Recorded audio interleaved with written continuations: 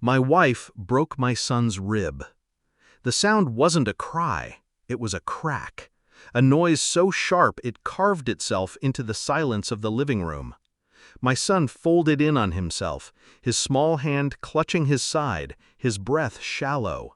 A thin line of blood traced the corner of his mouth. My wife stood above him, still, unmoving, like she hadn't done it, like her hand hadn't just driven into his rib. I moved, but too late.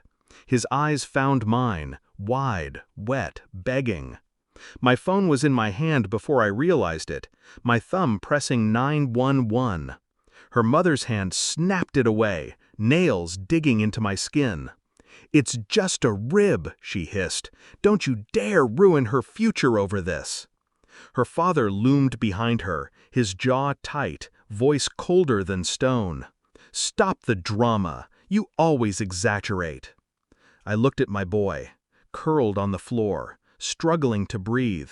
His blood was warm on the tiles. And I felt it, the shift inside me. Not rage, not panic, something slower, heavier, a decision. At first I thought this was about violence, her temper, her cruelty. But it wasn't. It was about what I saw in her eyes when she struck him. Not shock, not regret, something else. A flicker of disdain. I replayed every argument, every time she told me I was too soft, too protective, every time she called him weak. Her parents defending her wasn't instinct, it was rehearsed. They weren't shocked because they'd seen this before. I began to wonder, how long had it been happening when I wasn't around? How many bruises had I dismissed as playground accidents? I told myself I needed proof. For the police, for the court, for myself. But deep down, I already knew. I became quiet, observant. I told her I'd forgiven, that families fight, that stress makes monsters of us all. She believed me because she wanted to, because she needed me compliant. But inside, I was cataloging everything. The way she clenched her jaw when he entered the room. The way her mother hovered when I was near my son, as if guarding a secret. The way he flinched when her shadow stretched across the floor. I checked his school records.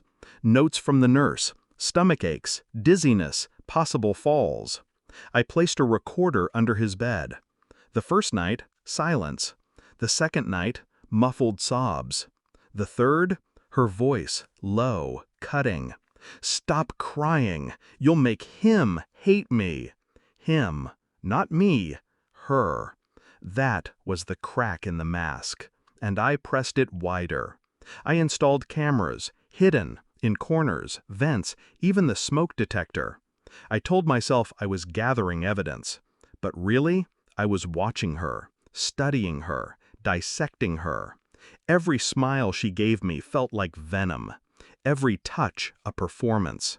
The recordings piled up, proof heavy enough to crush her. And yet, I waited.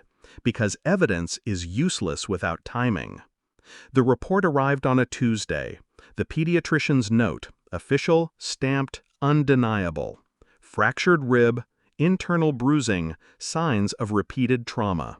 I held it in my hands like a weapon. That evening, I placed it on the table in front of her. Nothing else, no words, just the paper. She picked it up, glanced at it, then froze. Color drained from her face. Her lips parted, but no sound came. "Say something," I murmured. Her eyes darted to me, then to her parents at the other end of the table. They shifted uneasily, waiting for me to break, to yell, to explode. But I didn't. I only watched. She slammed the paper down. "This doesn't mean anything. He falls. Kids fall. You're trying to make me into..." "Into what?" I asked softly. Silence. She trembled. Her parents stared at me like I'd betrayed some unspoken pact. But the truth was already in the open, bleeding between us like an unhealed wound. And I stayed calm, because calm is deadlier than rage. The next morning, I invited them all into the living room. Her parents, my son sat quietly on the couch, his side bandaged, eyes fixed on me. I turned on the television. The footage played. Her hand striking him, his body folding, his scream choked into silence. The room went still. Her mother gasped. Her father muttered something under his breath, but it died halfway. My wife covered her mouth, shaking, whispering, "No, no." I pressed pause. "This," I said, my voice even, "is what the court will see. This is what your future looks like." She fell to her knees. Tears spilled, not from guilt, but from fear. Her parents pleaded, begged me to think of the family, the reputation, the shame. But I wasn't listening. I only looked at my son. His eyes no longer begged. They understood. I'd taken the power back. That night, I packed 2 bags. One for him, one for me. I left the footage, the report, the recorder, neatly stacked on the kitchen table. A silent confession that needed no words. I didn't slam the door. I didn't raise my voice. I didn't look back. The night air was cold against my skin. But inside, I was colder. Because love had died long before that rib broke. What I carried out of that house wasn't anger. It was clarity. They had called me dramatic. They had called me weak.